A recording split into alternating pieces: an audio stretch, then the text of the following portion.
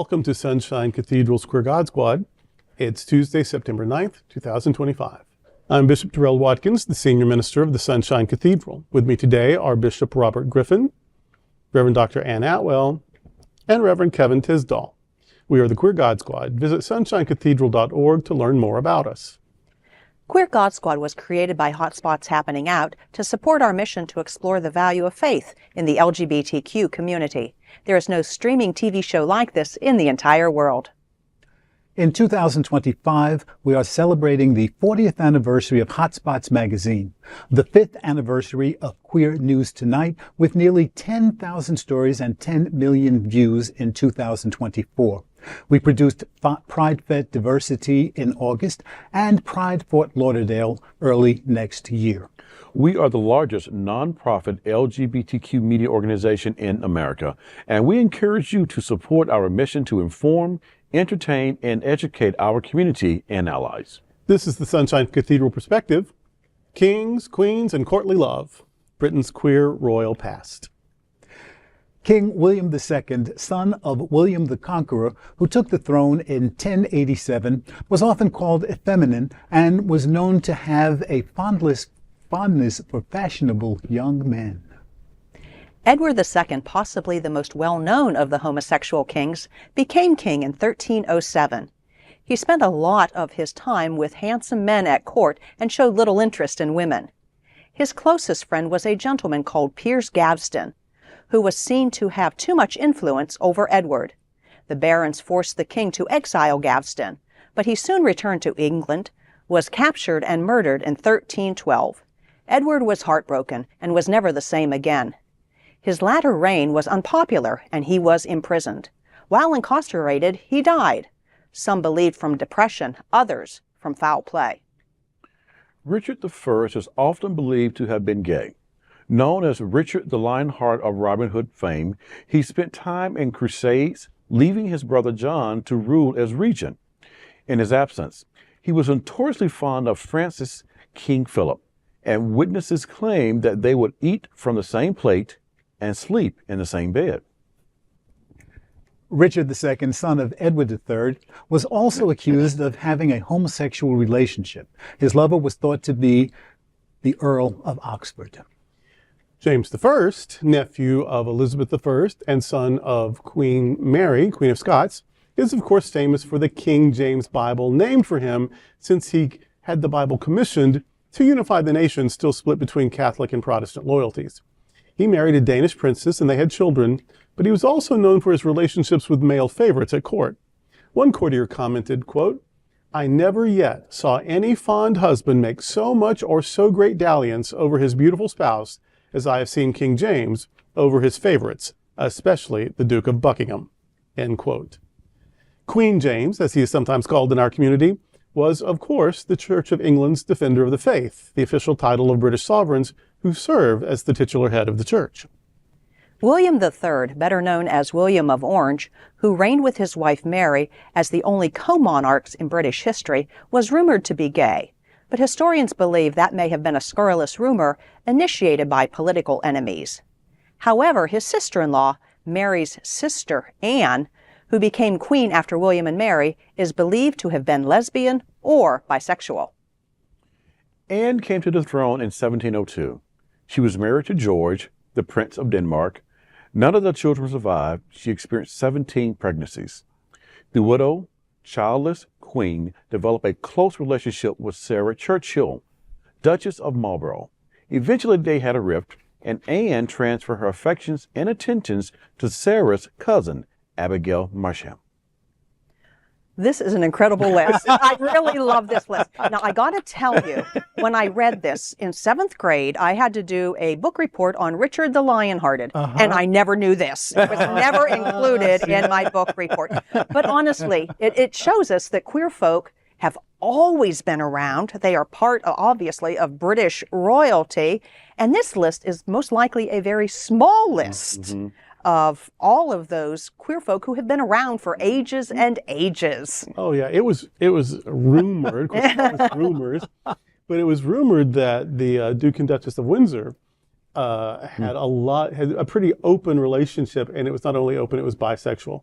That she would go off with ladies and he'd go off with guys, and that was just part of their party lifestyle. Apparently, they were well suited to each other. They were very happy, but part of their happiness was that. I'd also heard rumors that Princess Elizabeth would, Princess Margaret. Yeah. That Princess Margaret would, of course, she was known to have lots of lovers, but apparently some of them were also women. So yeah, the list is it has to be so much bigger. But these are, James I I love because that is of the King James Bible fame, because a lot of people use the King James Bible to throw their homophobic verses. And I promise you that Queen James wouldn't have lent her name to something that he thought was condemning him. So that's another sort of fun thing, that these King James only people who think they're so conservative are reading a Bible commissioned by big O Sissy Mary. And if you want to see the Richard the Lionheart sort of in action, as it were, watch A Lion in Winter, my favorite movie. But it shows his sort of strange and dysfunctional romance with Philip, King of France. And so if you want to actually see it in action, and when Timothy Dalton was still super hot, and you can see that in The Lion in Winter.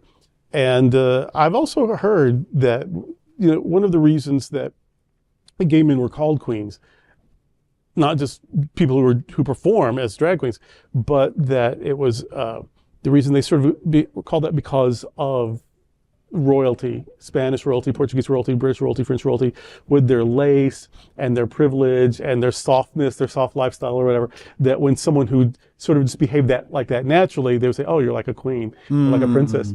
And so that was part of that.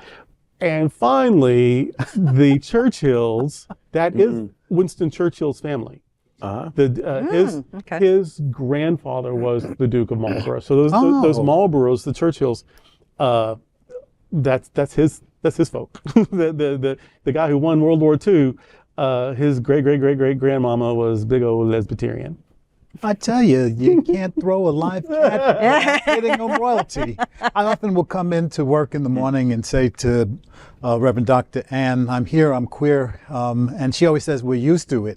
Apparently the United Kingdom is quite well used to having a number of their monarchs doing what they do best, and that's having great love relationships. And I think that we can't emphasize that more, that you love who you love. And whatever your love life is, good for you, king, queen, anywhere in between. It's a lot of fun. And that Edward the Second scandal, romance, blah, blah, Christopher Marlowe wrote a play about it. And so you can actually read the play, see the play. There was a movie version, independent movie version made in the 90s. So yeah, there's it's rough. The way the guy was killed was really, really rough. But yeah, no, this was even talked about. Christopher Marlowe, of course, a contemporary of Shakespeare. So yeah, we've been talking about this for a long time. Don't call them queens for nothing, I guess, but still, it just doesn't make me, when you do the timeline of this kind of stuff, and you can put some factual stuff behind it, it really just highlights historically what we have known all along, and for it to be in the royal lineage, if you will, you can pull it out of the royal bloodline. It makes sense that it's there. So let's celebrate who we are, even with Queen James, all of his grandness and all that meant to him. But still, there's so much there that still reminds us we're all to be celebrated just for who we are. Exactly. And we all have a beginning. We all have roots. How far they back they go, it doesn't matter. But we all have roots to a great community. And I love when we can pull names like this out as a part of our community and can celebrate who they were. Well done to the queens. And if there was any justice in the world, Prince Harry would be on this list. See, I want to ask that question. Are there some that we might like to see on this list? Oh, yeah. But, Megan may have something to say about that. Well, she got some movie to make. Well, there was talk about Charles, King Charles, current King Charles, so who knows? His footman talked. I didn't say we need everybody on the list. Alrighty. He's busy kinging. All right, that's today with the Queer God Squad. Before we go, I want to invite you to check out Performing Arts series. Yes, the season is upon us.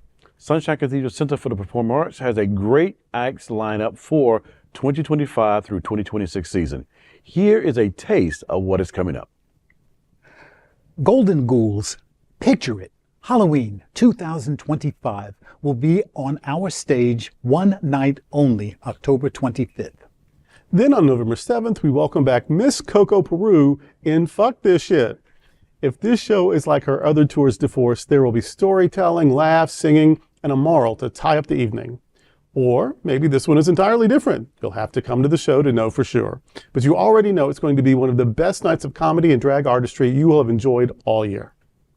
December 7th brings Matthew Darren's annual Holiday Fantasia, always amazing, and this year it will again be co-hosted by Varla Jean Merman. And in 2026, there are already some great shows lined up, such as Selections from Pearly, a musical based on the play Pearly Victorious by Ossie Davis on February the 7th. For more information about these shows and others, and to secure your tickets, go to sunshinecathedral.org/arts. Please like and share this episode on your social media and look for Sunshine Cathedral on Facebook or Instagram. You can also like our individual pages on Facebook. Remember to visit sunshinecathedral.org frequently. There you will find Bishop Talk, where Bishop Durrell and I interview queer religious leaders, activists, and scholars. Thank you for joining the Queer God Squad today. We are here daily at 3 p.m. to have some fun and to discuss what our LGBTQ community is talking about. Sunshine Cathedral is the world's leading progressive queer church. Progressive, queer, and God are words that naturally should go together. Remember that we are all in this together. Also remember, you are God's miracle, not God's mistake. Until next time, we are the Queer God Squad.